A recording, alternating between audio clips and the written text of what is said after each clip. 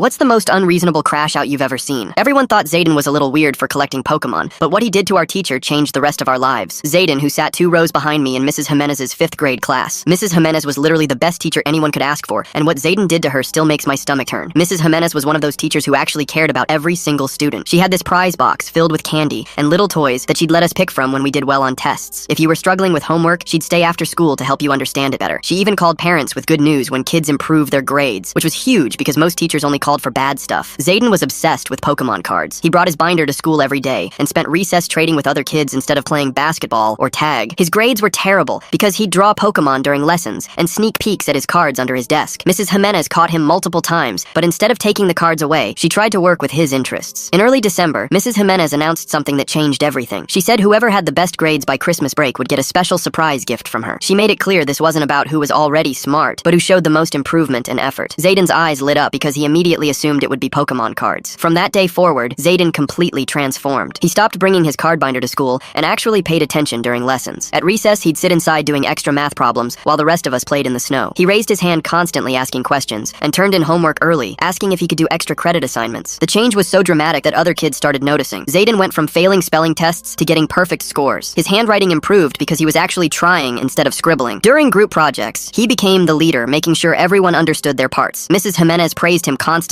and called his mom twice to share the good news. By the last week before break, it was obvious Zayden would win. He'd gone from D's and F's to straight A's in just 3 weeks. He talked non-stop about what Pokémon cards Mrs. Jimenez might give him. He researched which card sets were available in stores and made lists of the rarest cards he hoped to get. Some kids tried to tell him it might not be Pokémon cards, but he wouldn't listen. On the last day before Christmas break, Mrs. Jimenez held a little party. She gave out candy canes and we played educational games. At the end, she called Zayden to the front of the room. She handed him a wrapped box about the size of a shoebox and told him how proud she was of his hard work. Zayden's hands were shaking as he held the present. Mrs. Jimenez said he could open it at home and share what it was after break. Zayden looked disappointed but thanked her and carefully put the gift in his backpack. We all went home excited for 2 weeks off from school. I figured Zayden would post about his cards online since most of our class followed each other on social media. That night, everything exploded on Instagram and TikTok. Zayden had posted a video ranting about Mrs. Jimenez that made everyone uncomfortable. He was literally crying and screaming at his phone camera. The gift was a Pokémon holiday calendar box, which at the time costed $70. But Zayden was furious because it contained promo cards and stickers instead of booster packs with rare cards. He called Mrs. Jimenez horrible names that I won't repeat. He said she'd tricked him and wasted his time making him study for nothing. He showed the promo cards, throwing them around his room saying they were worthless. He kept repeating that all his effort was for nothing and that he'd given up playing with friends for garbage cards. The rant went on for 10 minutes, getting worse with each second. The comments on his video were brutal. Kids from class told him he was ungrateful and spoiled. Parents who followed the class accounts were disgusted by how he talked about Mrs. Jimenez. But Zayden doubled down, posting more videos saying Mrs. Jimenez needed to face consequences for lying to him. He said he had plans to make things right when school started again. Most of us forgot about it over break, assuming Zayden was just being dramatic. He'd probably apologize when school started, and everything would go back to normal. I didn't think much about it while opening my own presents and enjoying the holidays. Zayden had always been a little weird about his Pokémon cards, so this seemed like typical behavior until it wasn't. I got to school late on the first day back because of unexpected traffic. The parking lot was weirdly empty, and I had to run to make it before the bell. When I walked into class, everyone was crying. Kids had their heads down on their desks, and others were hugging each other. Even the tough kids who never showed emotion had red eyes. I looked around, confused, until a girl named Alicia grabbed my arm. Her face was covered in tears as she stared at me. "You didn't hear about the accident?" She squeezed my arm harder, and more tears rolled down her face. "Mrs. Jimenez hit black ice 3 nights ago driving home from the grocery store. My backpack slipped off my shoulder and hit the floor. She's in the hospital with really bad injuries and nobody knows when she can come back." The room started spinning around me. Other kids were watching us now and I could see their red puffy eyes. I remembered Zayden's videos from Christmas break and how he screamed at his camera about Mrs. Jimenez. My stomach felt sick thinking about all those mean comments people left on his posts. The timing made everything feel wrong and scary. I sat down at my desk because my legs felt weak. Alicia went back to her seat and put her head down on her arms. The classroom door opened and Principal McDowell walked in wearing his dark blue suit. He looked tired and his voice was quiet when he started talking. "I know you've all heard about Mrs. Jimenez and her accident." He walked to the front of the room and stood by her empty desk. "She's stable now but has a long recovery ahead of her." Some kids started crying harder when he said that. "We need to be patient and kind with each other during this difficult time." I raised my hand before I could stop myself. "Can we make cards for her to show we care?" Mr. McDowell shook his head slowly. "Her family has asked for privacy right now while she heals." Everyone looked disappointed because we all wanted to do something to help our teacher. He stayed for a few more minutes answering questions, but nobody asked what we were all thinking about. At lunch, the cafeteria was quieter than usual. Kids sat in small groups whispering to each other. I heard Zayden's name over and over as I walked past different tables. "Did you see those videos he posted?" Someone asked at the table next to mine. "My mom said the police might be involved," another kid whispered back. Nobody wanted to say out loud what we were all thinking. We all remembered how angry Zayden was in those videos and how he said Mrs. Jimenez needed to face consequences. The empty seat where Zayden usually sat made everything feel worse. Rumors started spreading that he was in huge trouble. Some kids said they saw a police car car at his house, but nobody knew if that was true. Others said his parents pulled him out of school forever. The stories got wilder as the day went on. The next morning, our classroom felt different without Mrs. Jimenez there. The substitute teacher tried to start regular lessons, but nobody could focus. Around 10 o'clock, the door opened and Ms. Contreras walked in carrying a big box. She was the school counselor and usually only came when something really bad happened. "Hi everyone, I'm here to help you talk about your feelings." She put the box on Mrs. Jimenez's desk and started pulling out tissues and coloring pages. It felt weird because we were in 5th grade, not kindergarten. But when she handed me a coloring page of butterflies, I started coloring anyway. Something about moving the crayons back and forth made me feel a little better. Other kids started coloring too, and the room got quiet except for the sound of crayons on paper. Miss Contreras sat on the edge of Mrs. Jimenez's desk and looked at all of us. "Would anyone like to share a favorite memory about Mrs. Jimenez?" Every single hand shot up at the same time. She pointed to a boy named Tony first. He told us about the time Mrs. Jimenez stayed after school for 2 hours, helping him understand fractions. Then Sarah shared how Mrs. Jimenez called her mom with good news when her reading improved. We spent the whole hour telling stories about our teacher. Some stories made us laugh, like when she dressed up as a giant pencil for Halloween. Other stories made us cry, like when she bought lunch for a kid who forgot his money every day for a week. Everyone had something special to share about her. After the group session, Ms. Contreras asked to see me and 3 other kids individually. I went to her office, which had soft chairs and pictures of sunflowers on the walls. She closed the door and sat across from me with a notebook. "I heard you might have seen some concerning things online over break." My hands started sweating because I knew she meant Zayden's videos. I told her everything about the 10-minute rant and how he threw the Pokémon cards around his room. She wrote down every detail I remembered, including the parts where he said Mrs. Jimenez needed to face consequences. "Thank you for being brave enough to tell me this." She kept writing in her notebook for a long time after I finished talking. That afternoon, we were doing math problems when the classroom phone rang. The substitute answered it and then told us Principal McDowell sent an important email to all our parents. Kids started pulling out their phones to text their parents asking what it said. Within minutes, everyone knew the email was about concerning online behavior targeting school staff. He didn't use any names, but we all knew he meant what Zayden did to Mrs. Jimenez. Parents started texting their kids, telling them to delete any screenshots or videos they had saved. The substitute tried to get us to focus on math again, but nobody could concentrate. We all kept thinking about Mrs. Jimenez in the hospital, and Zayden wherever he was, and how everything went so wrong so fast. 2 days later, a woman in a dark blue suit walked into our classroom, carrying a thick folder and a laptop. She introduced herself as Sophia Ammons from the district safety office, and said she needed to talk to students who saw the videos. Her voice was calm, but serious, like she'd done this before with other schools. She pulled kids out one by one, starting with the ones who commented on Zayden's posts. When she called my name, my hands got sweaty, walking to the empty classroom she was using. She had papers spread across the desk and her laptop open with some kind of form on the screen. She asked me to tell her everything I remembered about the videos Zayden posted. I explained about the 10-minute rant and how he threw the Pokémon cards around his room. She typed while I talked and asked me if I had any screenshots saved on my phone. I pulled out my phone and showed her the pictures I'd taken of his posts before they got deleted. Her face changed with each image, getting more worried as she scrolled through them. She stopped at the one where Zayden told people to message Mrs. Jimenez directly and wrote something in her notebook. She asked if I knew who else had screenshots, and I gave her names of other kids. After she finished with all of us, she came back to tell the whole class something important. She said hundreds of people had sent mean messages to Mrs. Jimenez's school email after Zayden posted it. Some messages were so bad she couldn't tell us what they said, but her face showed how serious it was. The next Monday, we got a new substitute teacher named Hugh Gallegos, who seemed nice but nervous. He kept looking at Mrs. Jimenez's desk like he didn't want to touch her things. He tried to follow her lesson plans, but it felt weird having someone else teaching us. During math, he accidentally knocked over her coffee mug and apologized 3 times even though it was empty. Kids kept staring at her empty chair, and some started crying again during silent reading time. Mr. Gallegos didn't know what to do, so he just let them go to the bathroom to calm down. At lunch, kids whispered about whether Mrs. Jimenez would ever come back to teach us. 2 days later, during art class, something terrible happened that made everything worse. The art teacher was talking about perspective drawing when someone asked if Mrs. Jimenez liked art. She started to say something, then stopped herself, but we all heard the first part. She'd said Mrs. Jimenez saw some of the messages before her accident, then quickly changed the subject, but the damage was already done, and everyone understood what that meant. Kids started crying harder than they had since the first day we found out. Even the boys who usually acted tough were wiping their eyes and looking at the floor. We all sat there imagining how Mrs. Jimenez must have felt, reading those terrible things about herself. The art teacher tried to get us back to drawing, but nobody could focus anymore. She ended up calling Miss Contreras, who came to get us early from art class. That Thursday morning, we saw Zayden for the first time since winter break. He was walking with his dad, Griffin Rocha, toward the main office when our class was coming back from PE. Zayden looked smaller somehow, with his shoulders hunched and his eyes on the ground. His dad had his hand on Zayden's shoulder, and they both looked serious and upset. We watched through the classroom window as they went into Principal McDowell's office and closed the door. Kids pressed against the glass, trying to see what was happening, but Mr. Gallegos told us to sit down. Nobody talked about it, but we all wondered what kind of trouble Zayden was in. Later that day, Mrs. Contreras pulled me and 3 other kids who'd witnessed the online post for another meeting. This time, she taught us about digital citizenship and how things we do online affect real people. She showed us examples of how fast things spread on the internet and how they never really go away. She explained that even deleting posts doesn't erase them because people take screenshots and share them. We learned that encouraging others to harass someone online can have serious consequences even for kids our age. She made us promise to tell an adult if we ever saw online bullying happening again. The next morning, Miss Ammons came back, but this time she had a police officer with her. They didn't come to our classroom, but we saw them in the principal's office through the window. Word spread quickly that the police police were investigating whether the harassment was a crime. During lunch, Ms. Ammons came to explain that what happened to Mrs. Jimenez was being taken very seriously. She said encouraging others to send mean messages could have legal consequences even for kids. She didn't say Zayden's name, but we all knew who she meant when she talked about consequences. That afternoon, parents started getting phone calls from the school about what was happening. By Friday morning, the whole thing was on the local news, though they didn't use any names. The reporter called it a tragic reminder of how online bullying can hurt real people. They interviewed some expert about digital safety, but didn't mention our school specifically. Parents started checking their kids' phones and computers more after seeing the news story. My mom made me show her all my social media accounts and deleted TikTok from my phone completely. Other parents called each other all weekend talking about what to do next. Monday morning, Mr. Gallegos stood at the front of our classroom, holding a white envelope in his hands. His fingers shook a little as he opened it and pulled out a piece of paper. He cleared his throat and started reading a letter from Mrs. Jimenez's daughter. The letter said Mrs. Jimenez was getting better slowly, but it would take months before she could walk again. She wanted us to know she loved all her students and wasn't mad at anyone. Mr. Gallegos' voice cracked when he read the part about forgiveness. Some kids started crying again, but it felt different this time. The letter made us feel a tiny bit better, knowing Mrs. Jimenez was thinking about us. At recess that same day, Zayden came back to our class for the first time. He walked onto the playground with his backpack hanging low on his shoulders. Kids who were playing basketball stopped and stared at him. The jump rope girls turned away and whispered to each other. Zayden went to sit on the bench where he used to trade Pokémon cards, but nobody joined him. During lunch, he sat alone at the end of our usual table, picking at his sandwich. I watched him from 3 seats away, feeling bad, but not knowing what to say. Other kids kept looking over at him, then looking away quickly. Even the lunch monitors seemed uncomfortable walking past his table. Nobody was mean to him exactly, but nobody talked to him either. The whole cafeteria felt weird and tense whenever he was around. Tuesday afternoon, Ms. Contreras started something new called a peer support group. She gathered 12 of us in the library, including me and some other kids who'd seen Zayden's videos. She had us sit in a circle on the carpet like we were in kindergarten again. She explained that having complicated feelings about what happened was normal and okay. She said we could be really mad at what Zayden did, but still care about him as a person. She taught us that people aren't just one thing good or bad, but a mix of both. We practiced talking about our feelings using special sentence starters she gave us. Some kids said they felt guilty for not stopping Zayden's posts sooner. Others said they were scared something like this could happen again. Miss Contreras listened to everyone without judging and helped us understand our emotions better. Wednesday night, the school sent out an emergency email to all parents. They announced new social media guidelines that every family had to follow. Parents had to attend a mandatory meeting Thursday evening about online responsibility. My mom groaned when she read it because she worked late on Thursdays. But when Thursday came, the auditorium was completely packed with concerned families. Parents stood along the walls because all the seats were taken. Principal McDowell explained the new rules about monitoring kids' online activity. Parents had to sign forms promising to check their kids' social media weekly. Some parents asked angry questions about privacy and trust. Others wanted even stricter rules after what happened to Mrs. Jimenez. The meeting went an hour longer than planned, with everyone arguing about the best approach. Friday morning, I was walking to the bathroom when I passed the main office. Through the open door, I heard Mr. Rocha talking to Principal McDowell in the hallway. He kept saying they had no idea what Zayden was posting online. His voice sounded tired and broken, like he hadn't slept in days. He ran his hands through his hair over and over while he talked. Principal McDowell put his hand on Mr. Rocha's shoulder, trying to comfort him. Mr. Rocha said they took away all of Zayden's devices and were getting him help. He apologized again and again, saying they should have paid more attention. I hurried past, feeling weird about hearing such a private conversation. The next week, Mr. Gallegos announced we were starting a kindness project for Mrs. Jimenez. Every student would do one nice thing each day and write it in a special journal. He showed us a stack of blue notebooks he'd bought with his own money. We decorated the covers with stickers and drawings of things Mrs. Jimenez liked. Mr. Gallegos said when she felt better, we'd give her all the journals to read. Kids got really excited about the project and started planning their kind acts immediately. Some helped younger kids with homework, while others picked up trash at recess. We wrote down everything we did, trying to fill our journals with good deeds. Even small things like sharing pencils or holding doors got written down. Thursday morning, Zayden had to give each of us an apology letter he'd written. Miss Contreras walked with him as he went desk to desk, handing out the folded papers. His handwriting was shaky and hard to read in some places. You could see spots where tears had dropped on the paper, making the ink run and blur. The letter said he was sorry for what he did and knew he hurt everyone. He wrote that he let his anger control him and wished he could take it back. Some kids read their letters right away, while others stuffed them in their backpacks. Nobody said anything to Zayden as he handed them out. He kept his eyes on the floor the whole time. After he finished, Miss Contreras walked him back to his new classroom where he spent most of his days now. 2 weeks later, the whole 5th grade had to attend a special assembly about digital footprints. A lady from the district showed us how things posted online never really disappear. She pulled up examples of old posts that people thought were deleted but weren't. She showed us how screenshots last forever, even when original posts get removed. Everyone shifted uncomfortably in their seats, recognizing their own online behavior in the examples. She explained how colleges and jobs check social media years later. Kids who never thought about consequences before started looking worried. The assembly made everyone think differently about what they posted online. The biggest shock came when Missy Ammons visited our class the following Monday. She told us several adults who sent threatening messages to Mrs. Jimenez were facing criminal charges. We couldn't believe grown-ups had joined in the harassment after seeing Zayden's videos. She said some adults sent really scary messages that she couldn't repeat to us. The police tracked them down through their email addresses and social media accounts. Some of these adults were parents from other schools who didn't even know Mrs. Jimenez. Miss Ammons explained that threatening someone online was a crime no matter how old you were. 2 months after the accident in March, we finally got permission to make a video for Mrs. Jimenez. Mr. Gallegos set up his phone on a tripod at the front of the room. Each student took turns saying something nice to the camera. Kids talked about their favorite memories and how much they missed her. Some sang songs or showed drawings they'd made for her. When it was Zayden's turn, he could barely look at the camera. His voice was almost a whisper as he said he was sorry and hoped she'd forgive him. He started crying before he finished, and Miss Contreras had to help him back to his seat. The video ended up being 20 minutes long with messages from every single student. The next week, Mrs. Jimenez's daughter walked into our classroom carrying a manila folder. She looked just like her mom, except younger, with the same dark hair pulled back in a ponytail. Mr. Gallegos stood up from the desk and shook her hand, while we all sat frozen in our seats. She turned to face us and pulled out a photo from the folder. The picture showed Mrs. Jimenez standing between two metal bars with a walker in front of her. She was wearing workout clothes and smiling, even though you could see the effort on her face. Her daughter held the photo up so everyone could see it clearly. We all started clapping without anyone telling us to, even though Mrs. Jimenez couldn't hear us through the picture. Some kids wiped their eyes while they clapped. Her daughter thanked us for the video and said her mom watched it 3 times already. She left after a few minutes, but that photo stayed in my mind all day. 2 days later, during morning announcements, Principal McDowell told us about a special school board meeting happening that night. My parents went while I stayed home doing homework. They came back, talking about how packed the auditorium was with parents and teachers from all the schools in our district. The board voted to create something called the Jimenez Protocol, which would protect teachers from online harassment. It included real punishments for students who posted mean things about teachers online. Parents would have to pay fines if their kids broke the rules. Teachers would get special email addresses that filtered out bad messages. The whole thing passed without anyone voting against it. Meanwhile, Zayden started disappearing from our class for parts of each day. Miss Contreras would come get him after lunch and bring him to a different room. Kids whispered that he was seeing a therapist twice a week now. Sometimes, he'd come back with red eyes like he'd been crying. Miss Contreras told us during one of our group sessions that Zayden was learning better ways to handle his feelings. She said getting mad was normal, but what mattered was what you did with that anger. Nobody made fun of Zayden for needing help because we all felt pretty messed up too. That Friday, Mr. Gallegos announced we were going to help Mrs. Jimenez with her medical bills. He showed us how to make bookmarks using cardstock and markers. Some kids drew flowers while others wrote nice messages on theirs. The PTA moms came in to help us bake cookies to sell too. We set up tables outside the school the next morning, even though it was cold. Parents bought bookmarks for $5 each, even though they were just paper. The cookies sold for $2, and people gave extra money without asking for change. Other schools in the district heard about it and started their own fundraisers. By the end of the week, we'd raised over $3,000. The local newspaper took a picture of our class holding a giant check. Mr. Gallegos seemed really happy when he told us the next part. He said Mrs. Jimenez had watched our video message and cried happy tears. She wanted us to know she forgave everyone and couldn't wait to see us again. He read her message slowly, so we could all hear every word. Even the kids, who usually goofed around, stayed quiet while he read. Zayden put his head down on his desk, and his shoulders shook a little. After that, something interesting happened at recess. The kids who had written the meanest comments on Zayden's videos started apologizing to him. Not because any adult told them to, but because they felt bad about it. They said they were mad about Mrs. Jimenez, but shouldn't have been so mean online. Zayden nodded and mumbled thanks, but you could tell he was surprised. We were all learning that being mean back to someone who hurt you just made everything worse. One afternoon, I saw Zayden's mom come to pick him up early for a doctor appointment. I was walking back from the bathroom when I passed the parking lot window. She was sitting in her car with her head on the steering wheel, and I could see her shoulders moving like she was crying hard. When I told my mom about it later, she explained that parents hurt too when their kids make big mistakes. She said Zayden's mom probably blamed herself, even though it wasn't really her fault. Parents want their kids to be good people, and it hurts when they mess up. The next Monday, Ms. Contreras brought a big poster board to class. She said we were going to make a classroom contract about online behavior. We all gave ideas about what should be on it. Someone said we should think before posting anything. Another kid said we should tell adults if we saw cyberbullying happening. Ms. Contreras wrote everything down in neat handwriting. The contract said we promised to be kind online and remember that real people read what we write. Everyone signed their name at the bottom, including Mr. Gallegos. We hung it on the wall where everyone could see it every day. 3 months passed with things slowly getting better. Then one morning in April, Mr. Gallegos told us to gather on the carpet because someone special wanted to talk to us. He opened his laptop and connected it to the smartboard. The screen stayed black for a minute. Then suddenly Mrs. Jimenez appeared. She was sitting in what looked like her living room with pillows behind her back. Her voice sounded weaker and quieter than before, but her smile was exactly the same. Everyone started cheering and waving at the screen. Some kids jumped up and down with excitement. She waved back and I saw tears in her eyes. She told us she was proud of how we'd handled everything these past months. She said we'd grown so much and learned important lessons about kindness and forgiveness. Then she looked right at the camera and said something that made everyone go quiet. She told Zayden specifically that everyone deserves second chances, and she was proud of him for working so hard to make things right. Zayden started crying and couldn't stop. The whole class went quiet, watching him wipe his face with his sleeve over and over. Miss Contreras handed him tissues and rubbed his back, while Mrs. Jimenez kept talking about how proud she was of all of us. After the video call ended, Mr. McDowell came in with a stack of papers about a new program the school was starting. He explained that Zayden would be teaching second graders about being safe online as part of his community service hours. The judge had ordered 50 hours total, and the school arranged for him to do presentations every Tuesday and Thursday afternoon. Zayden's hands shook as he took the information packet, but he nodded and said he'd do his best. The next week, I watched Zayden practice his presentation in the library during lunch. He had made a poster board with screenshots of his own videos circled in red marker with big X's through them. He practiced explaining to empty chairs how posting mean things hurt real people and could get you in serious trouble. His voice cracked when he talked about Mrs. Jimenez, but he kept going through the whole thing 3 times. When he actually gave his first presentation to the second graders. I peeked through the door window. The little kids sat cross-legged staring up at him as he showed them his poster and told them about his mistake. He answered their questions honestly, even when one kid asked if he went to jail. Meanwhile, our class started planning a big welcome back party for Mrs. Jimenez, who would return in May. Everyone picked jobs from a list Ms. Contreras made on the board. Some kids volunteered to make decorations, while others signed up to bring snacks or drinks. Zayden raised his hand and asked if he could make a poster about second chances. Ms. Contreras smiled and wrote his name next to that job on the list. We spent art class that week working on our party stuff with the art teacher letting us use special supplies. Zayden worked alone at a back table, carefully drawing letters that spelled out, "Everyone deserves forgiveness," with pictures of hands reaching toward each other. Ms. Contreras also brought up the idea of writing a book about what happened to help other schools. She said we could each write a page about what we learned, and she'd put it all together. We took a vote with our heads down, and everyone raised their hand to donate any money the book made to programs that stop bullying. The PTA president came to our class to tell us about meetings for parents dealing with kids who misbehave online. She said, "Mr." and Mrs. Rocha had volunteered to lead the group since they'd learned so much from their experience with Zayden. My mom went to the first meeting and came home with a folder full of information about parental controls and warning signs to watch for. She said Mrs. Rocha cried while telling other parents about finding out what Zayden had done. The detective working on the case came to the school one last time in early May. He met with Mr. McDowell for an hour. Then they called Zayden and his parents to the office. Later, we found out that 3 adults who sent threats to Mrs. Jimenez had to pay fines and do community service. Zayden got something called a juvenile diversion program, which meant counseling twice a week and his 50 hours of community service instead of going to court. His dad had to sign papers promising to supervise him and make sure he followed all the rules. We practiced what we'd say when Mrs. Jimenez came back by role-playing with Ms. Contreras. She pretended to be Mrs. Jimenez while we took turns greeting her and showing her things we'd made. She reminded us that Mrs. Jimenez might get tired easily or need breaks. We all promised to be patient and not crowd her or ask too many questions at once. The school sent home flyers about free counseling for any student who needed help dealing with what happened. The counselors came from different offices around town and volunteered their time. My parents made me go to 3 sessions even though I said I was fine. The counselor was nice and mostly just let me talk about how weird it felt to have our class be famous for something bad. A lot of kids went, including some you wouldn't expect. By the middle of May, Zayden's grades had gone back up with help from his tutors and counselors. Kids started including him in group projects again instead of avoiding him. During a science project about ecosystems, my group needed one more person, and Zayden asked if he could join. We said yes, and he did his part of the research without anyone having to remind him. He even stayed after school to help us build the display. The school also started training older kids to be peer mediators for younger students having problems. They taught us how to listen to both sides and help kids work out arguments without fighting. Me and 5 other kids from our class volunteered to get trained. We had to go to special meetings every Wednesday where they taught us about conflict resolution. The last video update from Mrs. Jimenez came at the end of May, right before she was scheduled to return. She was walking around her backyard without any help and even did some stretches to show us how strong she'd gotten. She said her physical therapist was amazed at her progress and cleared her to come back to work part-time. Everyone cheered and started talking about the party we'd been planning for weeks. The party turned out amazing with handmade decorations covering every wall and a huge banner saying, "Welcome back, Mrs. Jimenez," in bright purple letters. We practiced our surprise faces in the mirror at home and made sure everyone knew to stay quiet when she arrived. June came faster than expected with final tests and projects keeping us busy every single day. Graduation day arrived hot and sticky, with parents filling the gym while we lined up in alphabetical order wearing our best clothes. Mr. Gallegos stood at the front, adjusting the microphone when the side door opened and everyone gasped at once. Mrs. Jimenez rolled through the doorway in a wheelchair pushed by her daughter, while the entire gym erupted in applause. People jumped to their feet clapping and cheering, while tears ran down parents' faces and kids started crying too. The standing ovation kept going for 5 whole minutes with Mrs. Jimenez waving and smiling at everyone in the crowd. She looked thinner than before and moved carefully, but her smile was exactly the same as always. Mr. Gallegos helped arrange chairs so she could sit near the stage to watch us get our certificates. When they called each name, Mrs. Jimenez clapped louder than anyone else in the whole gym. Zayden's turn came, and he walked across the stage, looking down at his feet the entire time. After getting his certificate, he went straight to Mrs. Jimenez and bent down to hug her really carefully. I saw his mouth moving as he whispered something that made her pat his shoulder and nod her head. She pulled him closer, and I heard her say she was proud of how hard he'd worked to make things right. Other kids lined up to hug her too, and she held each of us for a few seconds. My turn came, and she squeezed my hand, telling me to keep being brave and kind, always. September arrived with new backpacks and fresh notebooks as we started 6th grade at the middle school. The elementary school newsletter mentioned Mrs. Jimenez was back teaching a new group of 5th graders. She'd created something called a kindness curriculum based on everything that happened with our class last year. Kids from her new class posted videos about daily kindness challenges and weekly empathy exercises she taught them. Our middle school principal called me and 7 other kids, including Zayden, to the office in October. He asked if we'd speak to the 6th graders about being responsible online and what happened last year. We spent 3 lunch periods preparing what to say and deciding who would talk about which parts. The assembly happened on a Thursday morning with 200 6th graders staring at us from the bleachers. Zayden went first, explaining how his anger about Pokémon cards led to terrible choices that hurt someone. He showed screenshots of his old posts and explained how quickly things got out of control online. Kids actually listened without laughing or making jokes because he was being completely honest about his mistakes. I talked about being a bystander and wishing I'd spoken up sooner when things started going wrong. Other kids shared their parts while teachers nodded and took notes about our presentations. The counselor announced that Zayden had started training to be a peer counselor for younger kids. He'd help students who struggled with with anger or made bad choices online, like he had done. During lunch, I saw him sitting with a fourth grader who'd gotten in trouble for mean messages. Zayden showed the kid his notebook where he'd written down better ways to handle anger. The younger kid actually paid attention because Zayden understood exactly what he was going through. By spring, Zayden had helped 12 different kids learn to control their emotions and think before posting. The district held their annual teaching awards ceremony in April at the big auditorium downtown. Mrs. Jimenez won the Resilience and Dedication Award with her name announced over the loudspeakers. Our whole former class sat together in the front row cheering when she walked carefully to the stage. She gave a speech thanking everyone who helped her heal, but especially thanking our class for showing her how powerful forgiveness could be. Pictures from the ceremony showed all of us surrounding her with the award while she smiled bigger than ever. 2 years passed with us in 8th grade, taking harder classes and thinking about high school. Sometimes on Fridays, a group of us would walk to the elementary school to visit Mrs. Jimenez. She'd show us projects her current students were working on and tell us about their progress. Her classroom had a special bulletin board with pictures from our 5th grade year, including one of Zayden. She used our story to teach new classes about making good choices and treating people with respect. She never said Zayden's name when telling the story, but focused on how everyone deserves second chances. Looking back at everything that happened that winter still feels strange and sometimes hard to believe. We learned that one person's mistake can hurt many people, but also the communities can heal together. Forgiveness turned out to be more powerful than any of us expected back in 5th grade. Zayden works at the youth center, now teaching kids about digital citizenship and emotional control. Mrs. Jimenez still teaches 5th grade and sends us holiday cards every year with updates about her life. What started as the worst thing ever became the experience that taught us the most important lessons about being human. Well, folks, that's it for me today. Thanks for sticking with me and letting me throw my thoughts and questions out there along the way. I really appreciate it. Like the video, it helps more than you think.